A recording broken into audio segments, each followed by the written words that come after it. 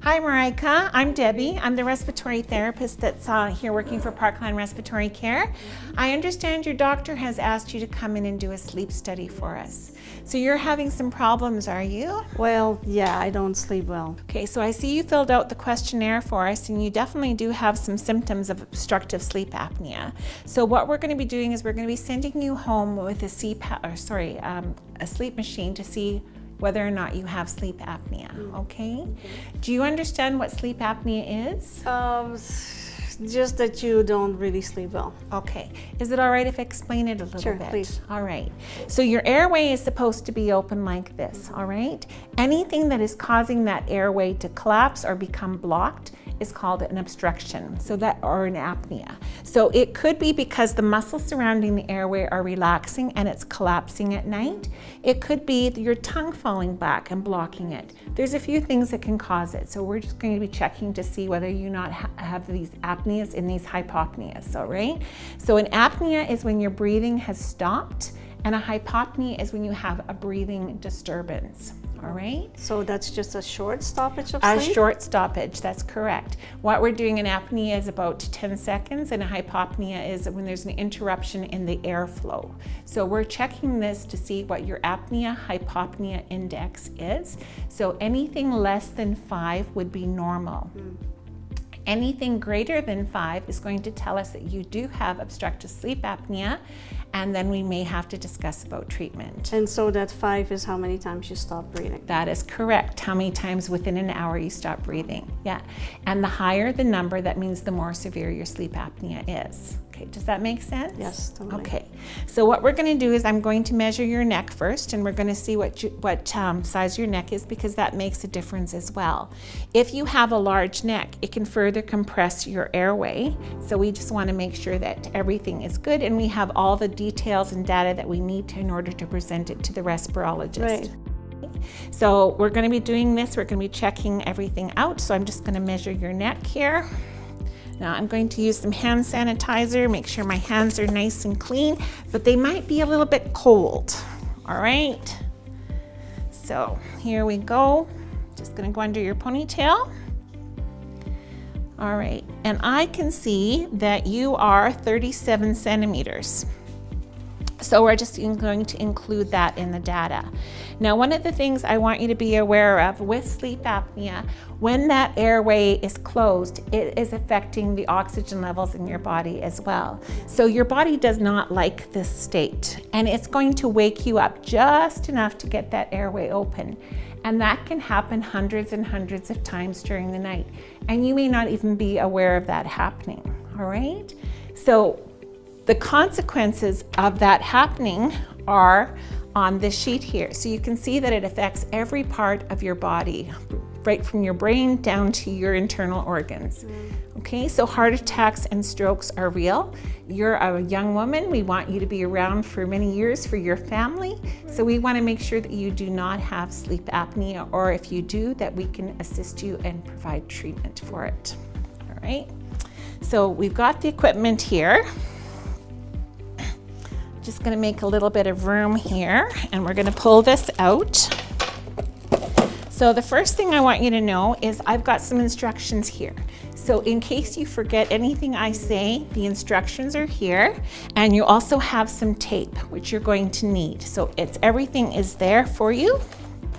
I'm going to put that picture of the consequences of sleep apnea in your case as well, because I would like you to take this home so that you're aware of what happens to your body. Okay, so this is the equipment that we're going to use for you tonight. The first thing you need to know is you plug this into the back, just like that. Now, if you have to get up tonight for any reason at all, whether you need to go to the bathroom, get a drink of water, go out and gaze at the stars, anything, you're going to unplug this, take this with you, and then come back and plug it back in. Why take it with me? That is because you are hooked up to the monitors on the front. Oh, I see. Okay, so that is the first part. Now the monitors here, we have 3 of them. So the first one is this one. This one is going to tell me about what position you sleep in at night, and whether or not you snore. And not only does it tell me whether or not you snore, it can tell me how many times in an hour you snore. All right, so you can see on here there is two sides. This one side has a circle, this side is smooth. At the base of your neck there's a little notch. Can you feel that for me? Right there, perfect. I want you to put that smooth side down into the notch, and I want you to tape it into an X so that it stays in place. All right, that's the first monitor. So the second monitor is this one. As I mentioned, when your airway closes off, it can affect your oxygen levels and make them drop. So this one is going to be checking your oxygen levels while you're sleeping to make sure that your oxygen levels stay at a safe. And this one just goes here like this. All right, Marika, I need your finger, please, my dear. Goes on the finger like that. And then I want you to put this under your thumb, and I want you to tape it onto your wrist here. That way, if you're moving around at night, it's not gonna come undone. Are you a restless sleeper? I don't think so. No? But That's good. But just in case, we're gonna tape it there. And the last one is this one. This is called an airflow sensor.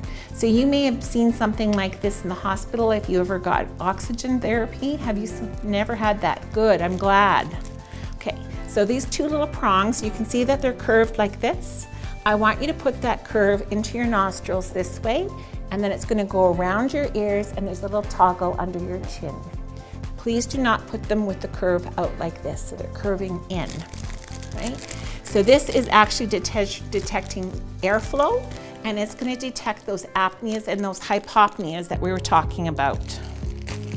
And this one just connects here, just like this. It's got a bacterial filter here in line to make sure everything stays nice and clean.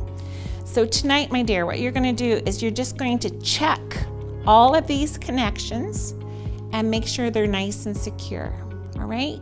When you turn on this button, just push this little green button here, you should see your name on the screen. Then all you need to do is go to bed and sleep. All right? In the morning, I need you to wake up and push that green button again. So what I'm looking for is a minimum of 4 hours of you sleeping. All right? The longer you're able to keep the equipment on and the longer you're able to sleep, the more data I'm going to have and the more accurate it will be. Okay. Do you have any questions about any of this? what if I don't sleep for 4 hours? Well, it will take the total time that you are sleeping. So if you can leave it on for 8 hours and you have breaks in between, it will still say that you slept 2 hours here and 3 hours here and 2 hours there. So as long as we have 4 hours in total, then we can download this and make sure that we can get a print report for you. So the only other thing I need you to remember is that I need you to bring this back to me tomorrow before noon, and that way I can process the equipment and download it and let you know what the results are. Okay. Okay.